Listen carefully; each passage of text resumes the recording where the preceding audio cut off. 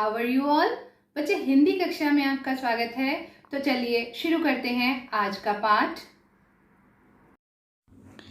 तो बच्चों, शुरू करते हैं आज का पाठ। और बच्चे, आज हम आपको पढ़ाने जा रहे हैं आपकी संचयन पुस्तक में से पाठ हामिद खान, और जिसमें लेखक ने अपनी तक्षशिला यात्रा के बारे में बताया है कि एक बार वो तक्षशिला के पौराणिक खंडर देखने जाते हैं और वहाँ उनकी मुलाकात हामिद खां से होती है। तो चलिए शुरू करते हैं पाठ को।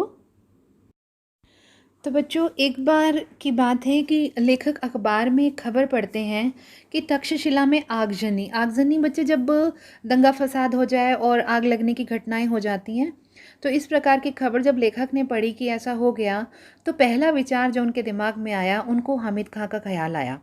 और उन्होंने अपने दोस्त को याद किया और भगवान से प्रार्थना की कि भगवान, मेरे हामिद खां, मेरे मित्र की दुकान को इस आगजनी में कोई क्षति ना पहुंची हो, यानी उसको कोई नुकसान ना हुआ हो। उसके बाद वो इस कथा को आगे बढ़ाते हुए बताते हैं कि 2 साल पहले जब वो तक्षशिला के पौराणिक खंडर देखने गए, तो उस समय जब वो वहाँ घूम फिर रहे थे और गर्मी में भूख और प्यास से उनका हाल बुरा हो रहा था, बेचैन हो रहे थे, तो ऐसे में जब चलते चलते वहाँ पर उन्होंने देखा कि एक ढाबे में गरम गरम चपाती सेकने की खुशबू आ रही है, और वो अनायास ही वहाँ चले गए। और वो जो इलाका था बहुत ज़्यादा साफ़ सुथरा नहीं था। जैसे सड़े हुए चमड़े की भी स्मेल आ रही थी, मच्छर बहुत थे, थोड़ा वातावरण भी दुर्गंधमय था। लेकिन फिर भी उन्हें भूख लगी थी और उन्होंने एक मुस्कान के साथ हामिद खान के ढाबे में प्रवेश किया। उसके बाद अपना थोड़ा परिचय दिया और उन दोनों में बातें होने लगी। लेखक ने हामिद खां को बताया कि वो मालाबार से आए हैं। तो हामिद खां समझ गए कि ये व्यक्ति जो हैं हिंदुस्तान से आए हैं। दोनों आपस में बातचीत करने लगे। तो उसने कहा कि मैं तो मुसलमान हूँ, क्या आप मेरे ढाबे में मेरे हाथ का बना खाना खाएंगे?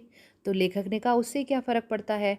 हमारे देश में जो मुसलमानों की पहली मस्जिद है वो हमारे इलाके कोडुंगलूर में बनी है, और हम लोगों को जब भी कभी पुलाव खाना होता है या चाय पीनी होती है तो मुसलमानी ढाबों में जाते हैं।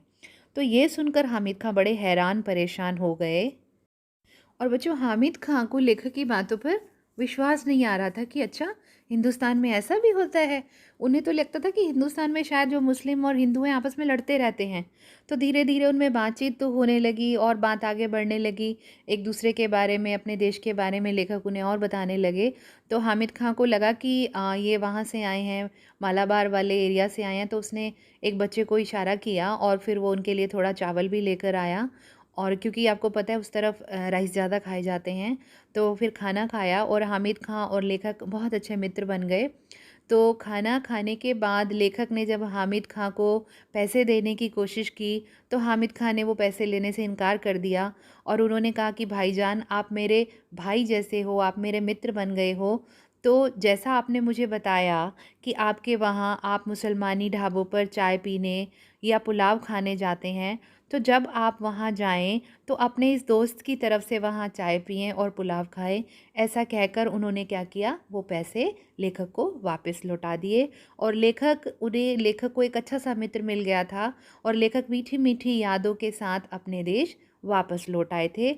और बच्चों, अब उस घटनाक्रम को 2 साल हो चुके थे, लेकिन हामिद खां और लेखक के बीच में कितना प्यारा सा रिश्ता बन गया था कि जब लेखक ने वो खबर पढ़ी तो सबसे पहले उन्हें चिंता हुई और उन्होंने भगवान से अपने मित्र और उसके ढाबे की सलामती की दुआ मांगी।